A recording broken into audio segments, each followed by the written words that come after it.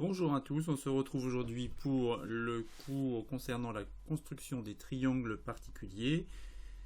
Vous avez besoin pour ce faire de la fiche numéro 2 de cours sur les triangles sur laquelle on a déjà fait des constructions. Vous avez besoin d'une équerre, d'un compas, d'une règle, d'un crayon à papier, et puis on va maintenant commencer à voir de quoi il est question. Alors, sur cette feuille, on va vous demander de tracer 3 triangles particuliers. Les triangles particuliers que vous connaissez déjà sont les suivants. Triangle rectangle. Donc nous aurons à construire un premier triangle ZUT qui sera rectangle en T. On rappellera tout à l'heure quelles sont ses caractéristiques. On devra ensuite tracer un triangle isocèle. Essayez déjà de vous souvenir de ce que sont les triangles isocèles rectangles. Et enfin, pour terminer, on devra tracer un triangle équilatéral. Donc voilà les 3 triangles particuliers que vous devez connaître et dont on va préciser la construction. Alors à chaque fois, pour chacun de ces triangles, avant de passer à la figure réelle avec les instruments de géométrie, on fera une figure à main levée pour visualiser avant la construction à quoi doit ressembler notre triangle final. Premier exemple, triangle rectangle, ici ZUT qui doit être rectangle en T. Un triangle rectangle, vous le savez, c'est un triangle qui possède un angle droit. Donc, une petite figure à main levée pour illustrer notre figure finale. Alors, les longueurs peuvent être faites n'importe comment, c'est pas important. Ce qui est important, c'est la position des points les uns par rapport aux autres et l'indication des caractéristiques de la figure. Je rappelle que le symbole de l'angle droit, c'est un petit carré qu'on met ici. Et on vous dit que ce triangle ZUT, il est rectangle en T. Donc, le sommet de l'angle droit, c'est T. Ensuite, on vous propose un côté de mesure 5 cm. Donc, on va aller placer ici un point Z, ici à l'extrémité de ce segment, ZT 5 cm. Et puis ensuite, le segment ZU, qui constitue le côté de notre triangle. Et voilà la situation qu'on doit réussir à construire en vraie grandeur. Alors, un petit peu plus compliqué que ce que vous avez l'habitude de faire, puisque souvent on vous donne les longueurs des deux côtés de l'angle droit. Ici, on vous donne la longueur d'un côté de l'angle droit et du plus grand côté qui se trouve en face de l'angle droit ici, dont on dira plus tard, quand on progressera, que ce côté s'appelle l'hypoténuse du triangle. Alors allons-y, construction, les différentes étapes. Première étape, nous allons construire, tracer le segment ZT d'une longueur de 5 cm. Alors, ZT ici d'une longueur de 5 cm. Puis ensuite, avec l'équerre, on va aller tracer une perpendiculaire à ce segment au point T.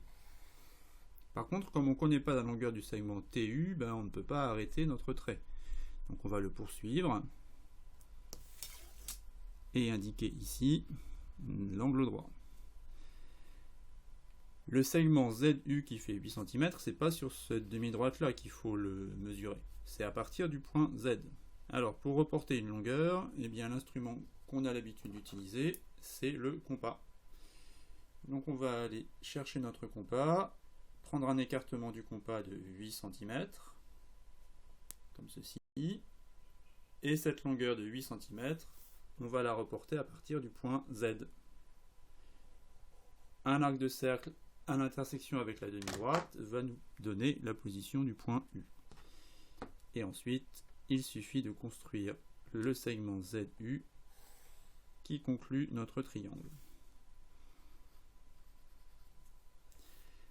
Première construction, donc encore une fois, on a vu qu'on avait besoin de 3 informations, un angle et de longueur de 2 côtés pour tracer ce triangle précisément. Deuxième exemple, un triangle BOF isocèle.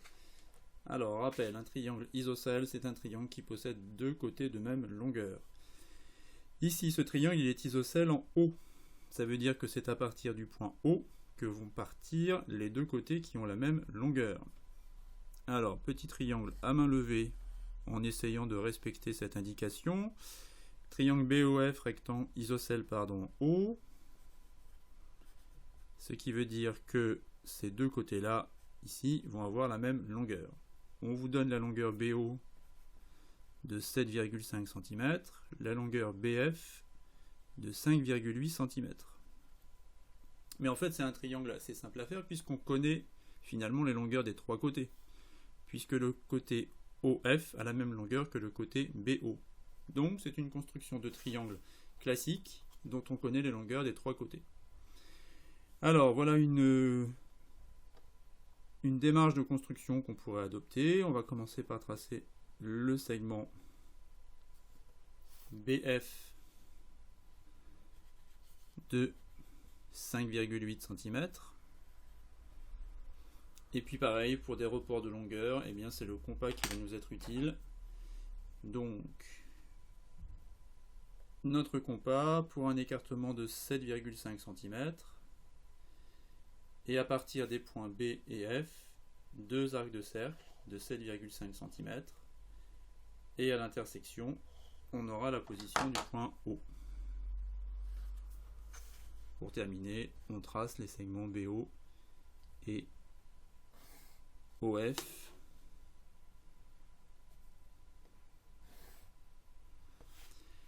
Les indications de l'énoncé nous disent que BF égale 5,8, c'est noté, et que BO est égal à 7,5, donc je reporte le 7,5 cm sur ce côté-là.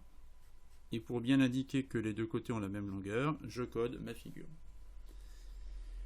Troisième triangle qu'on vous demande de tracer, c'est le triangle PIF, qui doit être un triangle équilatéral. Alors, équilatéral, vous vous souvenez, triangle équilatéral, un triangle dont les longueurs des trois côtés sont égales. Bon, alors là, ça va aller très vite. On fait une petite figure à main levée, P, I, F, en essayant quand même de respecter les longueurs. PI fait 6,5. Et c'est la seule indication dont j'ai besoin, puisque les trois côtés vont avoir la même longueur. Donc là, bah, on s'embête pas trop ici. Un côté de 6,5 cm, par exemple le côté PI. Puis ensuite, comme un triangle dont on connaîtrait la longueur des trois côtés, on va reporter des longueurs. Et là, c'est toujours fait pareil, ce sera la même longueur de 6,5 cm. Donc écartement de 6,5 pour notre compas, qu'on va reporter à partir du point P, puis à partir du point I. Et à l'intersection, nous trouvons le point F. Il suffit ensuite de tracer les deux derniers côtés. On a déjà marqué une longueur sur l'un des côtés. Comme les trois côtés ont la même longueur, un codage nous permet de conclure. Voilà pour ce cours sur les constructions de triangles particuliers. Au revoir.